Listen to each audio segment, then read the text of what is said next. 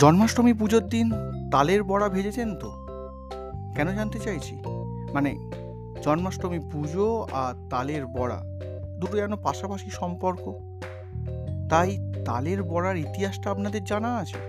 মানে কবে প্রথম তালের বড়া শুরু হলো, তালের বড়া কেন জন্মাষ্টমীতে লাগে, ইত্যাদি ইত্যাদি।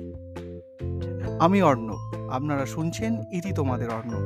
আজকে একটি নতুন পর্ব নিয়ে চলে এসেছি এবং তার পর্ব মানেই বুঝতে পারছেন তালের বড়ার ইতিহাস। চলুন শুরু করি। শ্রীকৃষ্ণের জন্ম ভাদ্র মাসের কৃষ্ণা অষ্টমী নিশীথে। সেদিন ছিল দুর্যোগের রাত। জন্মের সঙ্গে সঙ্গেই কংস তার সম্ভাব্য প্রতিদ্বন্দ্বী কৃষ্ণকে হত্যা করতে তৎপর হবেন, তাই তাকে রক্ষা করা দরকার। তাই কৃষ্ণের জন্মের সঙ্গে সঙ্গে তাকে নিয়ে গোকুলের পথে যাত্রা করলেন বাসুদেব। দুর্যোগের সেই আঁধার ঘন রাতে মায়ার প্রভাবে সকলে নিদ্রামগ্ন। খুলে গেল কারাগারের দ্বার। বাসুদেব শিশু কৃষ্ণকে বুকে আঁকড়ে ধরে কারার বাইরে পা বাড়ালেন। অন্ধকারে পথ দেখা যায় না।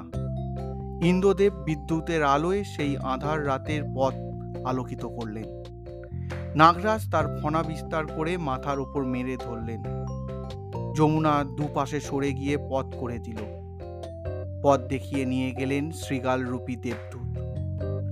বসুদেব কৃষ্ণকে রেখে এলেন নন্দের ঘরে। সোনার চাঁদ গোপালকে পেয়ে নন্দ আর তার মা যশোদার আহ্লাদ ধরে না। নন্দ সকলকে ডেকে ডেকে দেখান শিশু কৃষ্ণকে। তার জ্যোতির প্রভায় সকলেই চমৎকৃত। নন্দ চাইলেন এই আনন্দকে গ্রামবাসীর সঙ্গে ভাগ করে নিতে, কিন্তু কিভাবে? হঠাৎ তার মাথায় একটা বুদ্ধি এলো। তিনি তার গাছের তাল পেড়ে নিয়ে এলেন।